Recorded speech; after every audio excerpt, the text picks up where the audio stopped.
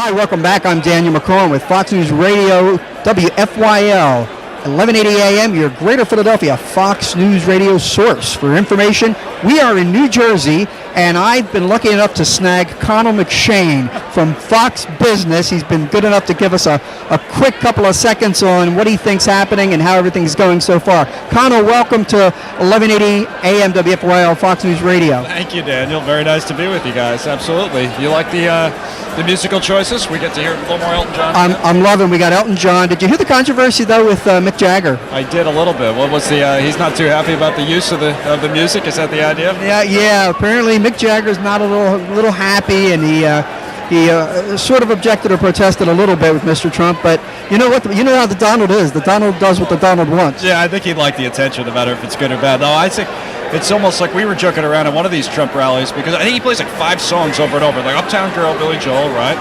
Can't Always Get What You Want. So you got a little Rolling Stones going on now. He's obsessed with Elton John. So Tiny Dancer plays like 5 times before he comes on. We were stopping before at the last rally. All the guys in the crew. We would stop, and it was almost like the national anthem. We put our hand over our hearts every time Tiny Dancer played, because you got to come in so early because of the Secret Service.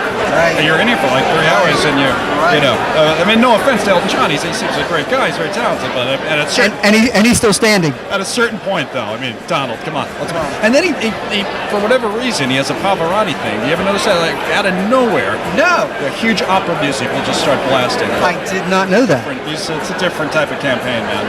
So I've been running into Connell here on the various Trump events. I think we're both kind of camped out in Trump Tower at this point. Yeah, it's like every Tuesday. It's like every Tuesday. I had withdrawal last Tuesday, so where is he? Because it was like every Tuesday we just show up on 5th Avenue, stand there all day long, and then go in at night for. Those are the times you actually get closer to him as a reporter. You get to actually ask some questions. It's not the big rally event, so I think we look forward to those events a little bit, because it's when you get a little access. Because it's a different campaign that way, and that you don't have as much intimate kind of access to the candidate because he holds so many big rallies. So you go to Trump Tower, you get a little bit closer, and you hope that he answers questions. Sometimes he does, sometimes he doesn't.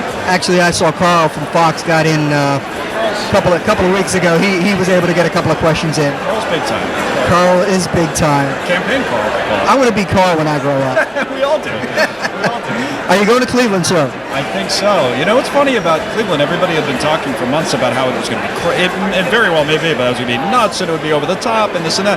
And now they're more worried, it seems like, about Philadelphia.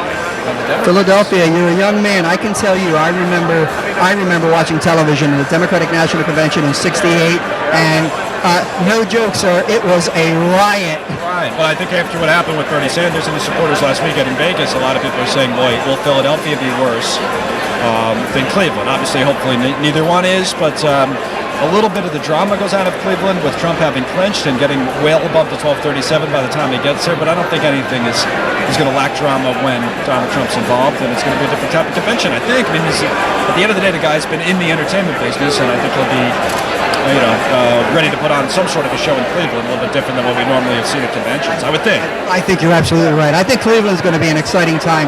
I actually heard him talking, him and Gerardo Rivera were talking, and he said, you know me, I know how to put on a show, I know how to get ratings. He says, I'm going to put on an event that people are going to feel good about, and we're going to make America great again. I know. Well, that's what he's, we've talked about it a million times, but he's a different, as I said, type of candidate, but there's no doubt whatever you think of his own views or whether you disagree or agree with what he said, he has touched that nerve, and he has gotten people more interested in the process than they ordinarily might be.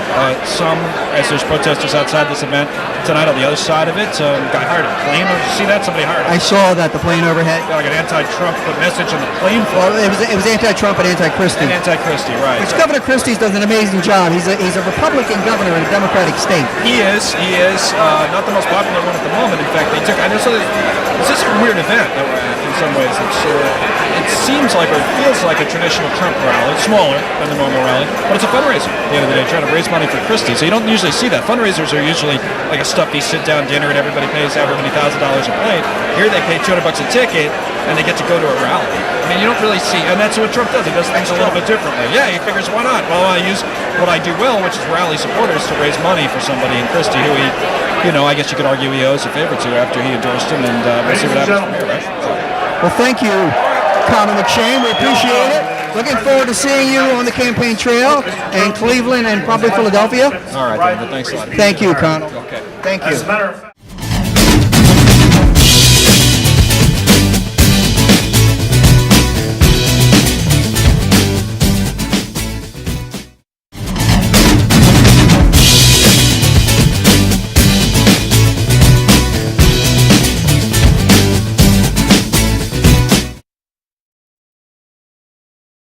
Take a trip tonight into your dreams with Trip Tonight.